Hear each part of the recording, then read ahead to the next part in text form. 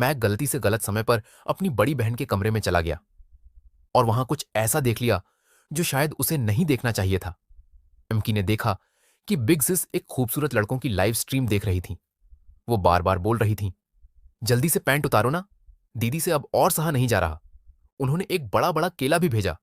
चेहरा लाल, कंप्यूटर के पास tissue paper का ढेर। साफ था कि अभी अभी एक जोरदार जंग लड़ी गई है। लगता है आज मैंने कुछ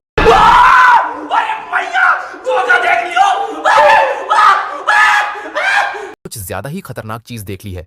शायद ये बात मुझे किसी को नहीं बतानी चाहिए, लेकिन असली झटका तो तब लगा जब मेरा बेस्ट फ्रेंड लिन डोंग अब एक मोटा सा नाजुक लड़का बन चुका था। क्योंकि इस दुनिया में सब कुछ उल्टा है। इस दुनिया में लड़कियां पैसे कमाना कम करती हैं और जो लड़कों वाली चीजें हैं वो भी लड़कियां ही करती हैं। आप लोगों ने उदाहरण तो देखा ही, एमसी की बड़ी बहन अपने कमरे में क्या प्राइवेट काम कर रही थी और सारे लड़के लड़कियों वाले काम करते हैं। अब मैं बन चुका था हर लड़की का ड्रीम बॉय। मेरे ड्रॉर में इतने लव लेटर्स हैं कि अब उसमें जगह ही नहीं बची। जली ना, तेरी भी जली ना। लड़कियां बास्केटबॉल और फाइटिंग में बिजी थीं और लड़के बैठकर गप्पे मार रहे थे और मेकअप में लगे थे। इसी बीच मुझे एक उंगली ने टोका, तू ठीक है ना? ये थी क्लास की इंट्रोवर्ट मॉनिटर सॉन्ग चौरान। मैंने कहा, कुछ नहीं, बस भूख लगी है। उसने झिझकते हुए ब्रेड ऑफर की, ये ले लो, खुद का ख्याल रखा करो।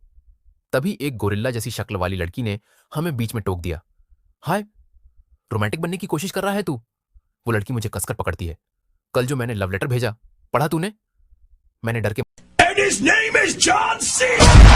मारे उसे उठाकर फेंक दिया। वो चिल्लाई, एक लड़का होकर इतना एटीट्यूड, मार खाने की जरूरत है? तभी ये माओ नाम का एक लड़का आया और बोला, इससे दूर रहो वरना मुझसे बुरा कोई नहीं होगा। बाद में छत पर वह मुझसे माफी मांगता है, माफ करना, मुझे नहीं पता था कि वो लड़की तुम्हें टारगेट कर चुकी है।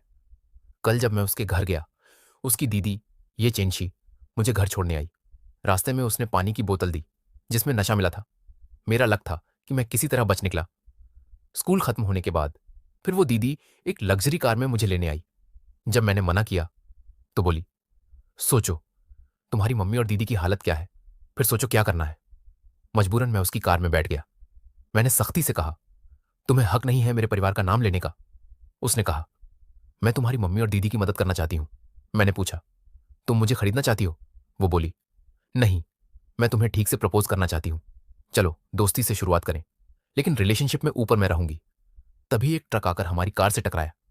मैंने उसे बचाया। इसके बाद कुछ और औरतें बल्लों के साथ हमें मारने आ गईं, लेकिन मैंने और उस सेक्सी लड़की ने भी उनको अच्छा सा सबक सिखाया। तभी उसे कॉल आया, उसकी मम्मी पर जानलेवा हमला हुआ था। मैंने फैसला लिया कि मैं उसके साथ चलूंगा। हम उसके परिवार के बंगले पहुंचे, जहां तीसरी आंटी ये मेई और उसकी बेरोजगार बेटी ने मुझे रोक लिया।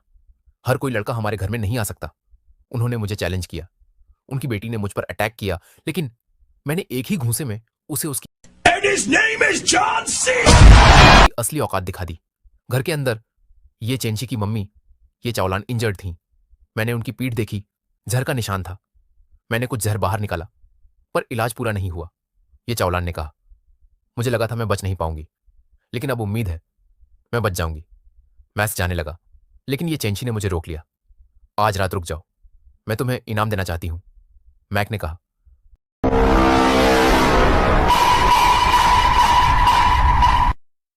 नहीं, मम्मी घर पर मेरा इंतजार कर रही हैं।